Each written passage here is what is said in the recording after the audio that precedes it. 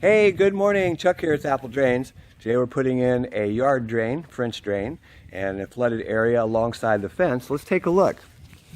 You can see over here by the fence, we've already started just to dig a little bit. You can see all the water that's trapped right here at the fence. It's all coming off of the pool deck, and it just runs over here and just floods. So what we're going to do is we're going to dig this area out. We're going to remove the soil. We're going to put in our gravel perforated pipe. We're using the easy flow system, which is the styrofoam peanuts.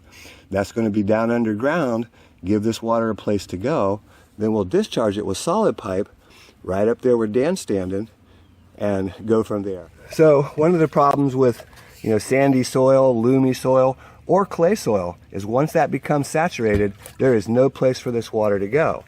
And you can see basically we're already a shovel deep. We're going to go ahead and trench all this section out.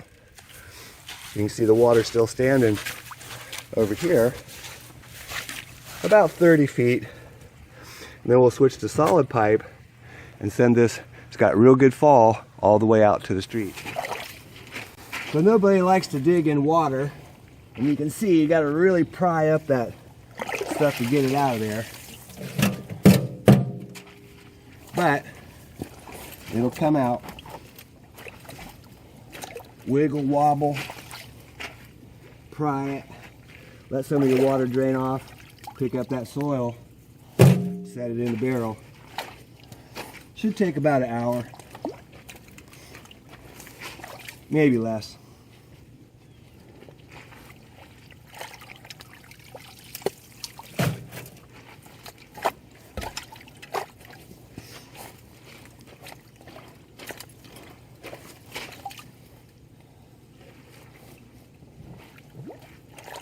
This problem's probably been here since they built that pool, which is good that they're addressing it.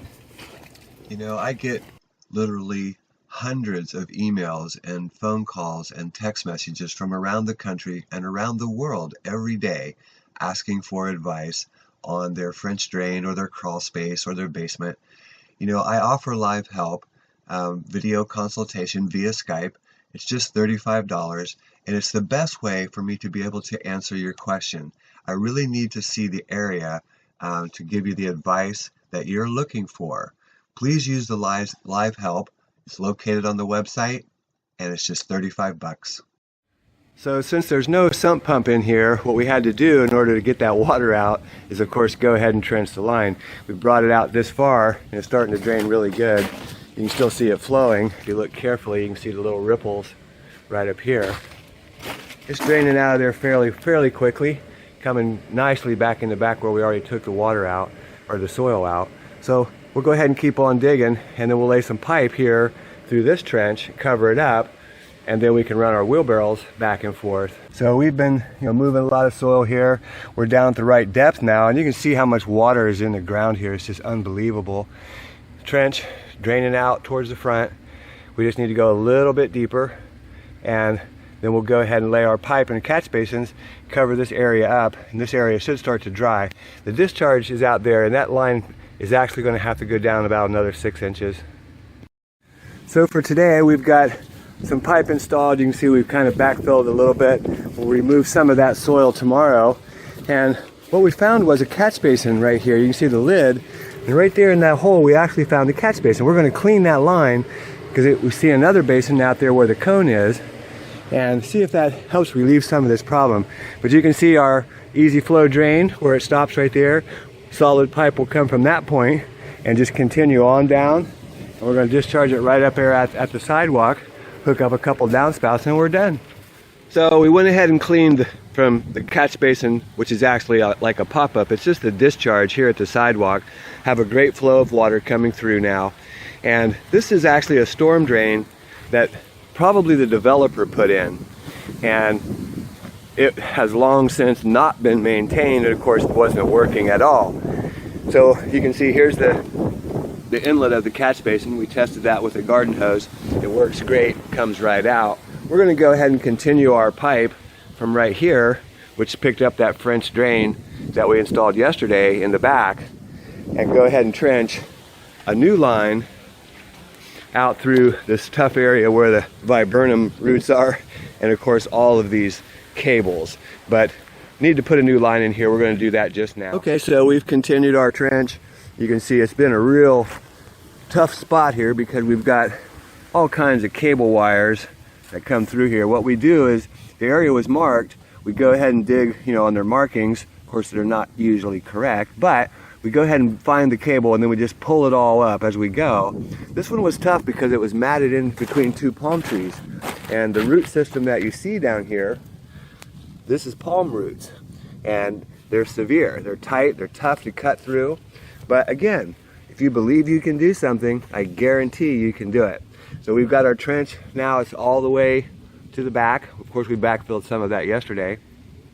We're ready to hook up the downspouts, the one in the back, and we're also hooking up the neighbors, which we don't really like to do, but we went ahead and did it on this job. The reason that we don't like to hook up neighbors' downspouts is because the question remains, who maintains the system? If it backs up, which one of the homeowners in the future is going to be responsible to clean it or repair it? So if you do hook up your neighbors, make sure that you think about that before you do so. Okay, so now we're setting the pop up. Remember, water is going to come down the line all the way down through, and as it comes to the end, it just lifts up this little lid and disperses, out across the yard. Interesting things, when you're digging in an area that does not have a basement, doesn't freeze, could be Texas, Georgia, anywhere along the coast usually, Florida. See the clean out, we're actually right on top of the sewer line. It's very shallow. And of course we had all these utilities. You can see there's actually a caution flag here. And whenever you see a caution flag, of course that means caution, but I think this is actually AT&T's distribution. You can see this is an AT&T distribution box, and fiber optics, those kind of things. It's usually within 6 inches below that caution flags.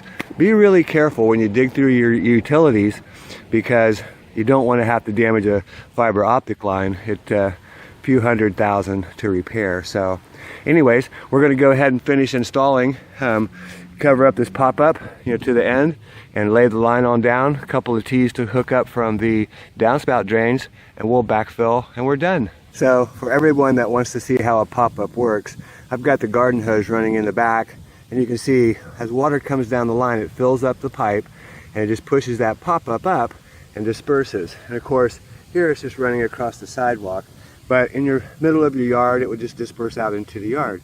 Works pretty well, but you do lose a lot of fall. If you think about, there's a 4-inch 90 underneath of this, so that line has to fill up with water. Much better is to come out and cut the curb and have a nice discharge. Hey, this is Chuck with Apple Drains, reminding you that if you believe you can do something, I guarantee you can do it. Have a great day.